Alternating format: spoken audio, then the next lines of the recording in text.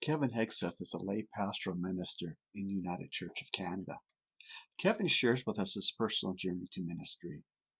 Kevin grew up in a non-church family, but felt a calling to ministry from childhood. In his unique journey of faith and persistence, his career highlighted by a call to the Hazleton Pastoral Charge in northern British Columbia, where he provided pastoral care to a primarily First Nations community. This recording took place on September 19, 2020, at Eagle Ridge United Church. So, Kevin, tell me your full name. My name is Kevin Kyle Hegseth.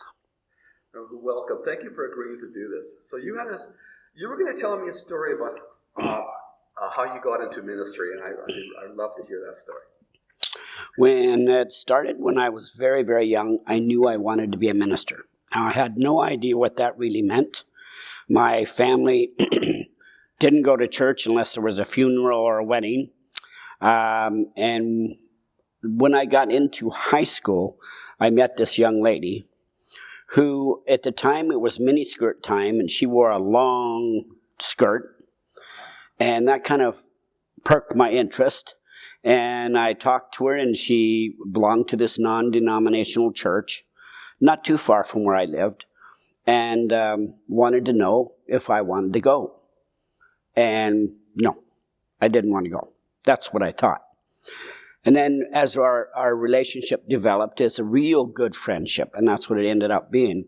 One day she invited me over to her mom's and her place, so I went, and I was wearing jeans that had holes in it and a baggy sweatshirt. And long hair? No real long hair. And then when I got to their place, it happened to be a Sunday, which didn't connect in my mind, but did in theirs. I said, okay. So we had lunch, and they went, we're going to church. And I went, okay, I'm not dressed for that. Oh, don't worry about it. They won't even notice. Well, they got there, and they said, okay, you can sit in the car. That's up to you, or you can come in. So I decided, well, okay. I got my courage up and went in. And I felt, when I walked into that small little church, as if I was wearing a tux. There was no judgment. They were just so glad to see me that I felt so included and cared about. And so then I started going to that church. The minister had been a Methodist minister, but she was now doing this non-denominational church. Her name was Sister McKeel, and I can remember thinking she had a glow behind her head. She just was like an angel. She had very, I think, a real lot of health issues. So she did a lot of quiet time, a lot of prayer time. But when she came in front of the group, it was like she glowed. And I thought, wow, that's what it means to be a minister, in my mind. So I said to her sometime later, I ended up getting married at very 19, leaving home because I met somebody from Canada. And I asked her, I said, am I ever going to be a minister? And she thought for a bit, and she said, yes, you will, but it'll be a long time in coming. She knew, somehow she knew. So I wasn't a minister then. I came to Victoria, BC. I did all kinds of waitering, different things like that. Then I moved to Montreal, did courier service, driving, all that stuff. But all along the way, I was involved in a church, or at least attended one. And when I was in Montreal, I attended Summerlee United Church. And I went there for quite a while, and I was very involved in the Christian education. Then I did a course called Stephen Ministry down in Florida. And myself and this other lady, we co-facilitated 2 years this program, which is a phenomenal program. And it's about pastoral care and all that. So I was always doing ministry work, not in the sense of a paid accountable. And that's when it kind of, right then at that church, I was thinking, okay, I'm being called. It's probably about time. But it didn't happen then. I ended up going to another church and working as their secretary. That's when it really came to around, because I was asked a lot of time for the older minister if I'd fill in and do Sunday services and stuff, so I did. So I started in Montreal, and I went through the first interview board and whatever, and they were really for it. And then there's a reason for it, but I got called out here to Vancouver. And so I came out to start at UBC. And I just came out, and schooling didn't fit perfectly for me. Never really has. I've done okay, but so then I heard about the lay pastoral ministry. And I went to see someone here, and I'm not going to name him because he's passed on, but I went to see him downtown and said, this is what I'd like to do. And he goes, you'll never get a church here, so why bother? And I just kept saying, well, that's not what God's saying, so I'm going to listen to God. And I was going to Coma Lake at the time, and Michael Mandich was the minister. And I said to them, this is what I'd like to do. And they went, well, okay. So I went through all the interviews and all that, and it worked out. And then it comes time to look for a church, and I heard that Ioko United was interested. And I thought, well, maybe they'd be interested in somebody who's a lay pastor. So I went out and had an interview, but I had an interview with another ordained lady. And I can remember her coming out of the interview and looked at me and kind of went, like, you're not going to get this. That's the impression I felt. Yeah. Oops. And so I thought, it's not what God says. So they hired her for a very short term and said to me, called me up about 6 months later and said, are you still interested? We really would like to have you. I think that was a good time for them and me. I think it was the right time. I think if I'd have been hired the first time, it may not have been as good. So anyways, I stayed there for 11 years. Around 10 years, I was going, I think I need a change. I think they need a change. And not that it's not comfortable and good, but that's maybe what it is.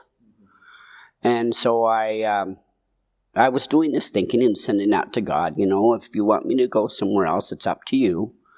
And one morning I got to the, about 10 and a half years, used to go out really early Sunday morning, get the mail, and I got this brown envelope, plain brown envelope. And I thought, okay, it's addressed to me. I opened it up and it said, I bet this comes out of the blue. And I went like, yeah, it sure does.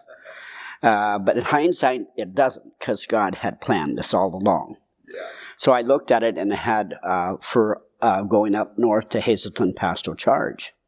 And it had pastoral care, working with grief, all the things that I love and have gifts for. And I looked at it and I went like, wow, I'd love to try this. And I really wanted to work with First Nation. I've always felt a call there. So, but then I thought, Sue has a full-time job. She's the manager of the physio department, good income, good retirement. This isn't going to happen. But you know what? I went home after church and I gave it to her, and she read it and she went, we got to check this out. And I went like, whoa, okay. Now, I have to pause for a minute and tell you my... Now it's getting scary. My agreement with God, or my plead to God, is that I need to be shown 3 times, God, that this is really what you want me to do, or I'm not going to do it. If it's just me, I don't want to do that. And God goes, okay, Kevin, I know how you are. I'll show you 3 ways. So, first one is the envelope. Second one is Sue going, whoa, we got to check this out. The third one happened when that January we were flown up there. Nighttime, we get there, so I can't see anything. We drive to the manse because nobody's living there. And in the morning I get up and I get coffee and I go into the living room. And I open my eyes and see the biggest mountain I've ever seen in my life. And I'm standing there with my cup of coffee with my mouth open. Sue comes in and taps me on the shoulder and goes, "Are you okay, hon?" I go, "Look at that mountain." That called me. And so I stayed there for, supposed to be a 5-year plan we had planned. The other step was, when we went to sell our house, it was at the time they weren't selling really good, our townhouse, sold on the first viewing. To me, that was really a clear, this is what we need to do. And we got almost exactly what we asked for. So I spent the time up there, and it was incredible learning. Thinking, now I would consider myself a grief specialist. Yes. But I had no idea the amount of grief that live in these villages. The depth of pain. The depth of not knowing how to get out of it. Because it is generational. Yeah. It happened a long time ago, but now it's going on and on and on. And I experienced things like, the hospital there gave me an office. Because it helped them, I'm on site. If there's emergency, I can go and support family or whatever it needs to be. I mean, I've done baptisms of baby who's are gone. I've done ones of 10-year-old that they didn't realize how sick he was till he was too far gone. It's just incredible. But in the midst of that is incredible faith. These people have a faith that's grounded in the roots. They believe in God. They love God. Even in the midst of their sorrow and pain, God is forefront.